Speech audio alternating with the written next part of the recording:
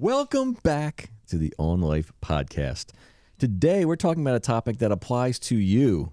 You don't have to be in a management position to be a leader, especially a servant leader. And so today, we're going to talk to someone who knows about this topic to kind of dive in more like, what is servant leadership? Why should I care about it? How can I maybe improve in this area? If someone out there knows about it and just wants to get better, we'll maybe talk about that too. So, Robin, who is our guest today? So today we have Dr. Stacie Rhodes with us. She is the Director of Training and Development in HR. So welcome and thanks for being here. Thank you so much. I'm excited to be here. Yeah. So if you'll just start off, just tell us a little bit about yourself, how you got into this role. And Absolutely. So I've been with the university for several years now. Originally started out as a teaching assistant working on my doctorate in the School of Business. That's what pulled me up to the university. And then was able to partner with the university building the Center for Financial Literacy and started talking about personal finances and biblical financial wisdom. And that's certainly a passion of mine and a side tangent. But then from there, I was asked to step into the Associate Dean of the School of Business role and served there for about 18 months until my shoulder was tapped to come build a training and development team for the university, which has never existed prior to 12 months ago. Okay. So that's where I've landed. And the fun thing is that our first initiatives has been around leadership. And I believe that the previous roles was preparation that God was doing in my heart to light a fire around leadership and specifically biblical leadership. And so that's been our focus for our team. We've rolled out some new initiatives at the university we're really excited about. And specifically, servant leadership is one of those things we get to talk about. great. Mm-hmm. Maybe to start out, like, what is servant leadership for someone who's never even heard this term? And maybe like, how does it tie into what we believe as Christians and biblical truth? Absolutely. So there's a lot out there about servant leadership if you start going down the path of really exploring it. So I love that question. I would almost do a hot take in saying that it can often be described as a destination. I would challenge it's more of a posture of a heart posture, because when we're teaching leadership development, we actually use a leadership spectrum where you've got transactional leadership that's just telling people what to do, and you've got transformational leadership, which is that inspiration, doing, showing, mentoring. And so if those are the two extremes of the spectrum, you start asking the question of what does servant leadership look like then? And what we would say is that Jesus had a posture, a heart of being a servant. He said, I came not to be served, but to serve. And you see that in a lot of his actions throughout the Bible and his engagement with different individuals in Scripture. And so we would say it's a posture of the heart. And it has this idea that leadership is not to gain power, but to give purpose. And that's purpose to the individual you're serving, but it's also giving purpose to what you're called to do in your mission. And so in synopsis, it's that idea of being the person to serve others and elevate others rather than elevating yourself. That's something that is great if you are, especially under someone who's leading you from that posture. It just makes work so much better, in my opinion. Absolutely. Yeah. So what would you say are some of the key traits of a person who wants to be that servant leader? Absolutely. So I'll actually take John 4, Jesus's engagement with the Samaritan woman at the well. And so just to give some context, Jesus is pretty early on in his ministry. He's got the 12 disciples. They've been traveling a good bit and they needed to go get some food. And so he sends them off to go get food. And he ends up at this well, middle of the day. And this woman comes out to the well, which is very unique because women typically would go get water, draw water from the well early in the morning. And this is an individual lady who's a Samaritan who is not supposed to engage with the Jews. And typically Jewish men would have not at all engaged with her. And yet Jesus asked her a question, would you give me something to drink? And so one of the first traits with servant leadership is that you're building connection, that you're not giving a command, but you're asking a question, and there was always a reason he had for that, right? So she at first is so shocked by him engaging with her that she asked him questions, but rather than answering her questions, he keeps asking questions. And if you actually look at the trend of Jesus throughout the Bible, he only answered a handful of questions directly throughout his tenure. And he asked about 3 times more questions than he was asked himself. And so he was very intentional about leading an engagement. So he initiated conversation. We see that with leadership, is that leaders engage. Then he seeks connection by asking questions. And then he challenged her initial assumptions. She starts talking about, well, you want water? Why are you talking to me? And he's like, okay, you're asking the wrong question. What you need to be asking for, if you knew who I was, you would be asking for living water. And so he challenges her perspective, which is very superficial and temporal, to an eternal perspective. And when you have a servant leader who you're looking to give purpose to the people around you, you're not just dealing with the external things you can see, you start challenging the heart posture.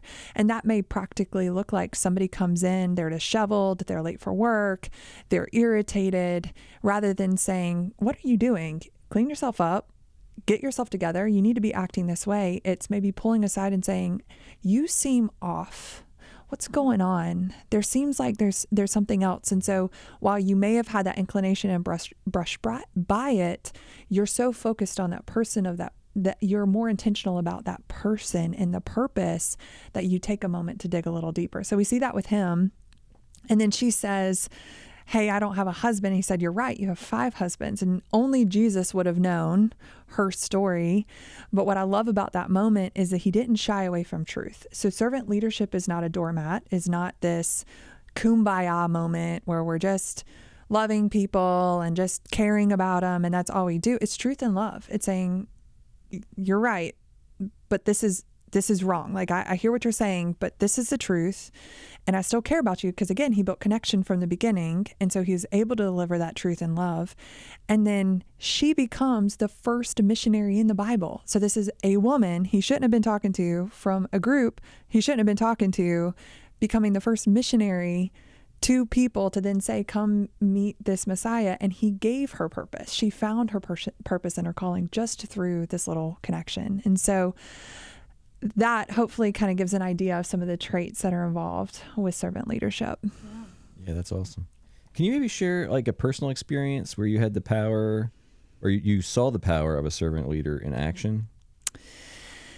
I think there's been so many different servant leaders, and I've been able to look at and model. I think one of the earliest stages would have been a basketball coach that I had, who was the key to me getting to play collegiate basketball. And, you know, sometimes coaches, you don't necessarily label them as leaders, but that's what they're doing, is they're guiding you along the path.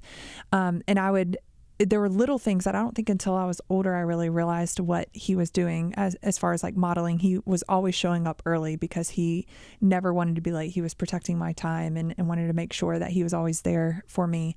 When I was playing basketball, I would be focused on a skill, but he would stop the game and he would call me out on like what God had for me and what life lesson there was.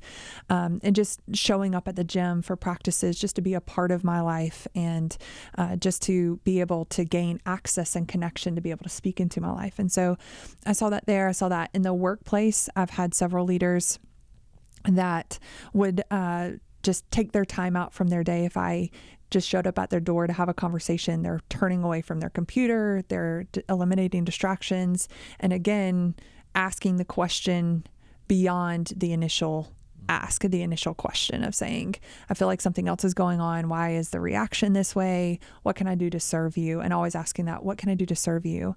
But then there's also that anticipation of some leaders that I've seen where once they got to know the cadence of who I was, then they're anticipating what might best serve me, or a position or opportunity that would come along that might actually serve my professional development, even if it meant I would be shifting away from their team. And so that's been a beautiful example.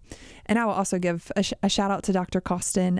If you've engaged with him at all, you will see him in the most random of places, you know, and the approachability, the accessibility, just how he's very present. I think there's a lot of things that go unseen with him. While he's a very visible person, you would never, he doesn't crave a platform, and you can see that in his action as well. And so that's also a recent example that I've enjoyed just watching from a distance of what that looks like. Yeah, I watched him interacting with some students once, and he was so intentional with them. Like he focused on them the whole time and didn't break the conversation until he felt they were done. I was so impressed. It's amazing. Yes. You'll also see him be very intentional with questions and engagement, and he'll carry the conversation, which I think is very kind for people that may not know what to say with somebody with his position. And I believe that's a kindness to ask and make the focus of the people, not expect the people to have questions of him and he be the subject of conversation. Again, that kind of goes back to what we've seen Jesus model in scripture, is just make people the focus. And that has been beautiful to witness as well, to your point. Yeah. So, okay, somebody's hearing about this and they're like, that sounds great. What does that look like for me practically? Like, how can I do that in my day-to-day interactions? Maybe it's at home, it's at work, it's, you know, where they volunteer. Like, how can they take this and put this into practice without feeling forced? Because you can always tell when someone's trying to fake something and then they shift out of it. But how can they genuinely, like, start? Absolutely. I think one of the first things is, when you walk into a room, be the first to engage. Leaders initiate, and they start with engagement. And I think it's very easy to be someone who gets in, you want to get the lay of the land. Maybe you want to post up on the wall, kind of see what people are doing, almost wait. We typically wait to be engaged with. But everyone is seeking connectivity. And we tell our teams all the time, if people are breathing, they need encouragement. And so first thing is, when you show up, engage, start the conversation, seek someone out, seek a new connection out. When you walk into a room, hello, good morning, you know? So first engage. I would say the second is start observing. If you can think of your own thinking when you're with people and they're asking you a question, are you thinking about your response before they finish? Are you listening to the entire question, taking a moment to pause, and then maybe even asking follow-up questions before you give an answer? Again, with servant leadership, we're looking to serve. And most oftentimes, it's not until the third or fourth question being asked of someone till you get to the purpose or the root of what they're saying. We don't do great jobs asking questions. And so a lot of times, as leaders, we need to have someone refine their question multiple times until we get to the root of what they're actually asking. So that only happens if we as leaders are saying, what I'm hearing you say is this, or could you clarify that more? Or what do you mean by that phrase, I need X, right? So asking more questions, digging down, calming, eliminating distractions. If somebody's coming up to you and they're asking for your insight, if you can give them full attention and eliminate the computer or whatever. And I think it's very easy to get frustrated by distractions, and it's not always a great time for people to ask questions. It's very normal. But what if you were to say, can I get back to you in about 5 minutes? I would love to just finish this thought really quick, and then you'll have my undivided attention, if you really can't deviate from that task. And so initiating, asking better questions, and then really just challenging maybe that personal connection. I think sometimes things can stay superficial professionally. And part of that is just, you may not vibe with people, and that's okay. You don't have to be best friends with all your coworkers. But imagine if you started to learn more of their story and understand a little bit more about where they're coming from. The Lord may give you an opportunity to see them through his lens and maybe understand why they are the way they are. Maybe there's something in their background or something in their personal life that is making them difficult to get along with or something. And so it probably should have been the first, is just that prayer around, how can I serve people? I mean, if you can start with that and asking, Lord, give me the lens through which you view these people, break my heart for them, it'll be amazing how he starts posturing your heart. It's hard to hate somebody when you pray for them. heard a pastor say that years ago. And if I struggle with somebody, anytime, they become the top of my prayer list, and that can dramatically change our relationship. So, yeah, that kind of ties. I mean, it definitely ties into our next question. Just kind of going deeper with that, like how do we cultivate that mindset of service, like in our basic daily interactions, even when we're dealing in maybe hard circumstances or difficult people. Like I know you mentioned like prayer and stuff. I think that's all great. Yeah. But is there anything else? Yeah, I think it's taking a step back and looking at the routines of people, as well as just taking yourself out of focus. For example, I have a team that they love to engage first thing in the morning. I do not like to engage first thing in the morning. I want to get to my computer. I want to get my mindset. I want to just get a sense of what's going on. Have I gotten some emails recently? Like, am I going to be surprised by anything that day? That's more of my personality. At the same time, I know that their love tank is full when they feel seen by their leader. And so that only happens, like I have to put myself aside on that and make sure I go around, say hello, quick hello, and also communicate with them. I'm not going to be the most engaging in the first 30 minutes. Love you guys. Appreciate y'all are here. But I just want to say hello. And so noticing some of the trends and what's your people you're serving need. And that can be something like that. It could also be just making sure you set aside a one-on-one meeting that's maybe not about work. And maybe that happens every month, every quarter, or something to let them know that, or start building that connection. And that can be just one step. If you don't know their significant other's birthday or even their name or anything about them, you're only connecting at a certain level.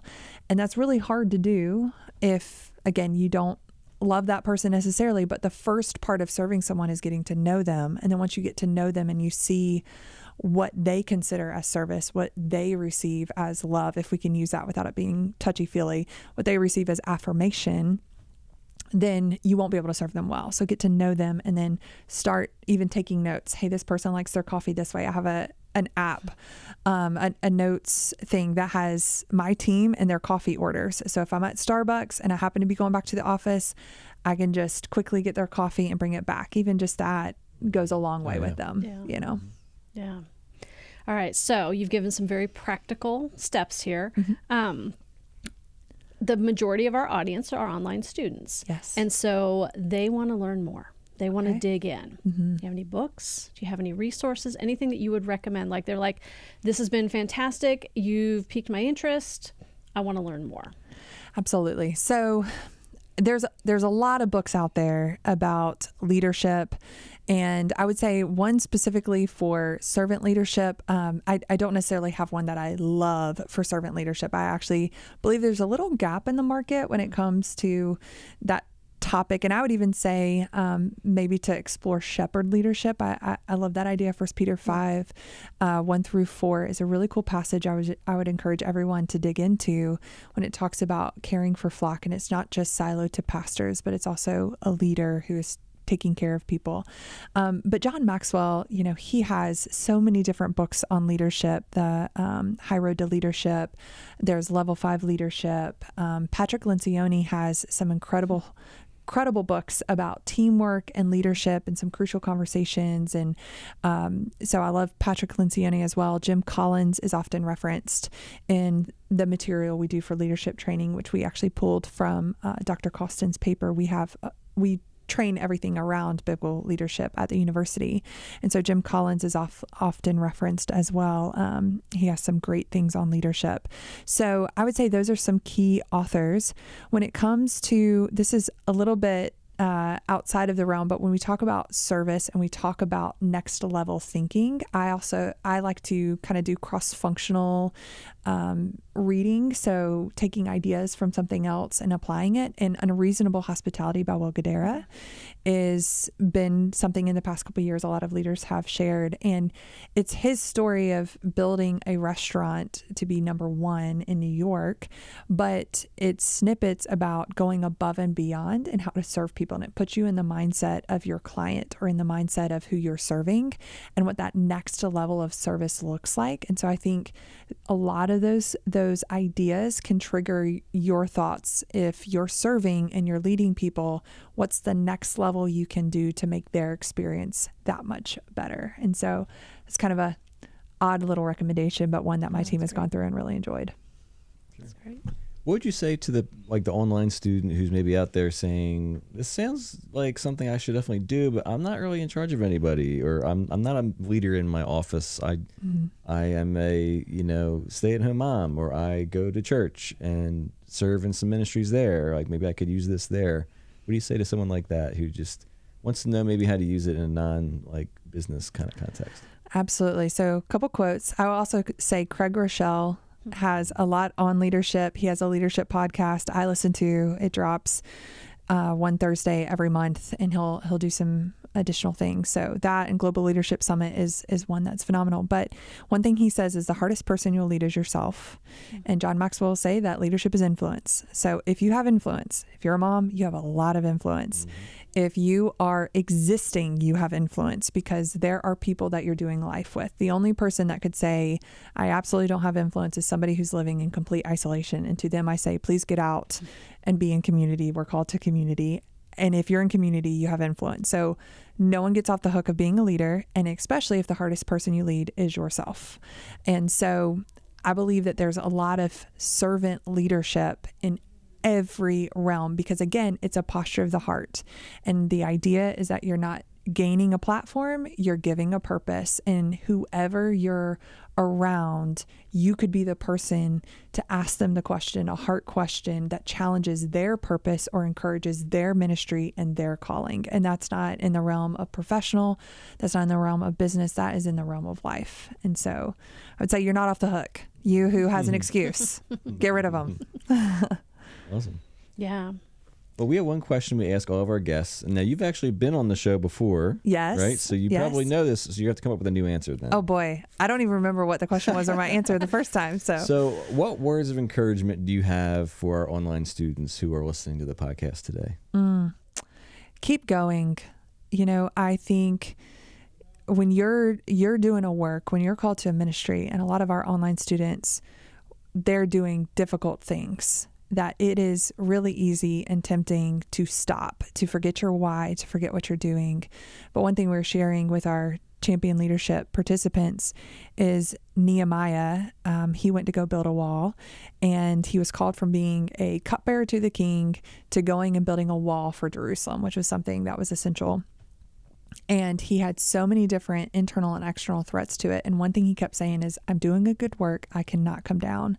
And when I was in graduate school working on my doctorate, I had so many people vying for attention or trying to distract. And I think the enemy was trying to gain a foothold.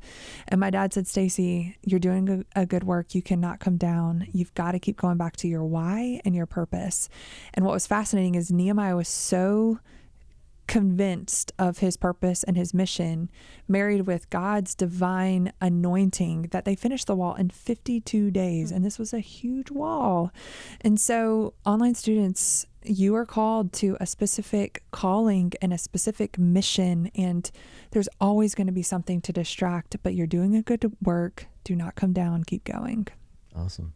That is a great word of encouragement. Thank you again for being here. Of course. Dr. Stacie Rhodes, everybody. Now, if you out there have any tips or anything that you've worked on that you think is also helpful for this conversation, we want to hear from you. So email us at onlinestudentlife@liberty.edu. If you have any, servant leadership tips or stories or just anything in general that goes along with this topic, we would love to kind of keep this conversation going with you, the listener. So feel free to send us an email. And some of you might actually get a little gift from us as well. So we'll have to see about that. But so this has been another episode of the On Life Podcast. Living in abundance wherever God puts you.